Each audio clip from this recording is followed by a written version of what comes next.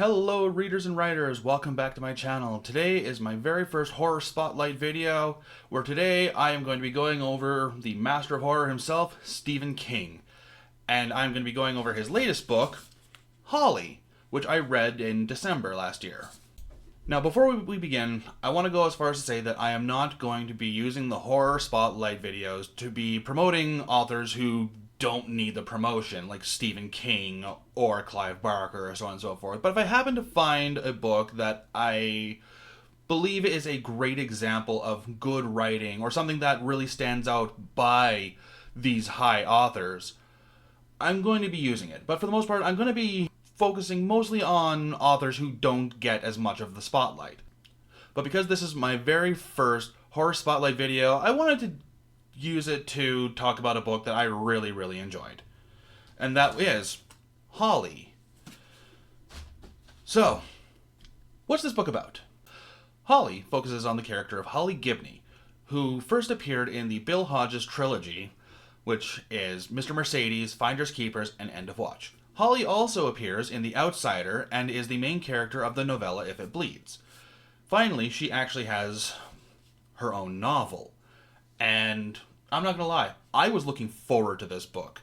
I really was looking forward to it because I love the character of Holly. She's so cool and she's so relatable in a lot of ways that I really couldn't help but fall in love with the character.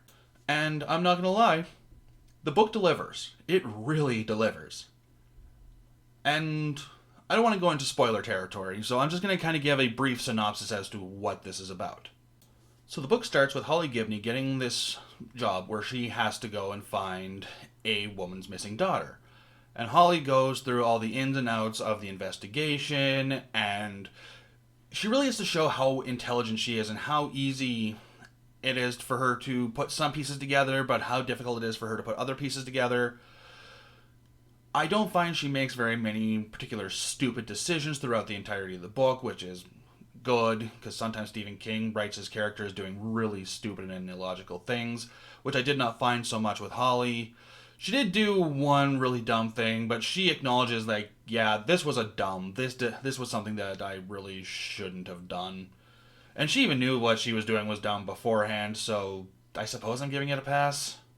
But anyway, she tracks down what's going on, and all the while COVID is happening, and there's lots of talks about the vaccines, and there's lots of talks about people being pro-mask or anti-mask. There is so much political and social commentary within the novel in and of itself. So, with that said, Holly is very much a book of its time. But despite it being a book of its time, it really strikes home with how people will buy into any conspiracy theory that they feel will further their own agenda or will... It's essentially echo chamber behavior. Holly does not fall into the echo chamber behavior. She follows the science, and given that at the very beginning of the book she's attending her mother's funeral via Zoom, and I'm not considering that a spoiler because, like I said, it's in the very first chapter. But what exactly made me want to talk about this book? Because Stephen King has often been an author who is very of his time, or writes books that are very much in the time that they were written. So why Holly? Why this one in particular? And I'm not going to lie, a lot of it does come down to the main character of Holly. She is just a delight to follow. She is absolutely wonderful. She's judgmental when she needs to be, but she tries not to be judgmental.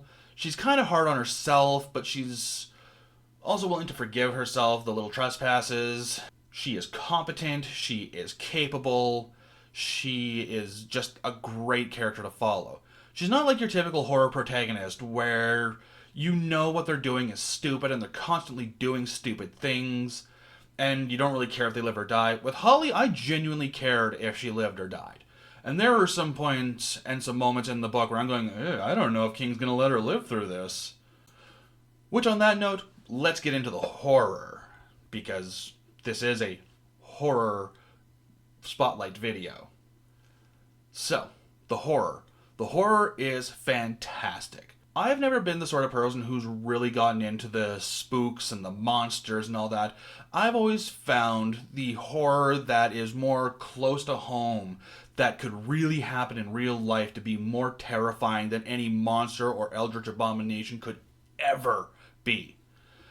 And because it's so realistic and something that could actually happen, the horror and the gore and everything that happens throughout the book just hits that much harder for me, and I love it.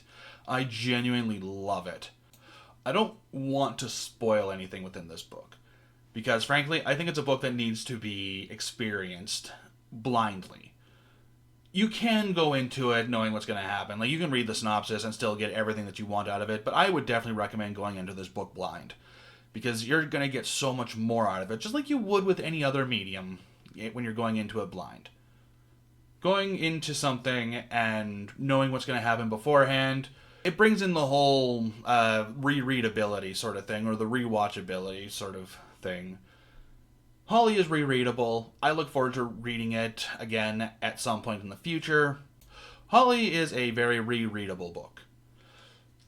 But because the character is in a bunch of other projects, can you read this book by itself? Can you read this book before going into the Bill Hodges trilogy, or The Outsider, or If It Bleeds? And I would give a tentative yes, and for one very specific reason. And it's because it kind of explains a lot of what Holly is talking about when she references these other things. She briefly references The Outsider. She briefly references what happened during If It Bleeds. She talks about Bill a lot. Like, the Bill Hodges trilogy is featured and talked about a lot throughout this book, because Bill was kind of a huge character in her life. He was a big driving force that really put her on the path that she's on now. Even her partner, Pete, who is laid up with COVID throughout the entirety of the book, was Bill's partner.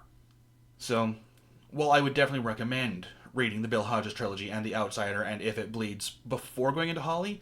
You can read Holly by itself, because it is a standalone book, as well as being a part of something bigger. But that's something you get a lot with Stephen King stuff, is a lot of things that are standalone are a part of something much bigger. There will be references to a lot of his other books in other stories. Hell, I can't even count how many times It has been referenced in other books. But you don't need to really read all that other stuff to really get what's going on. It's just a little Easter egg. You don't really need to read the other books to get into Holly. But anyway, that's all I got for you guys. If you're really interested in checking out Holly, I highly recommend it. This is an A-plus book for me. In fact, it is one of the top Stephen King books that I would recommend people read. So yeah, that's all I got for you guys. Be sure to like, share, comment, subscribe, all the fun YouTube-y stuff. If you like what I do, make sure you hit the bell. Comment, please comment. I really want to talk to my subscribers. I want to talk to my viewers, because frankly, this is fun, and I really want to get back into the YouTube sphere. Tell me, have you read Holly? If so, what did you think of it? Do you disagree? Do you think that Holly was not as good as as good as I say it is? Do you think it's better than what I said it was? Let me know in the comments. But anyway, keep reading and keep writing.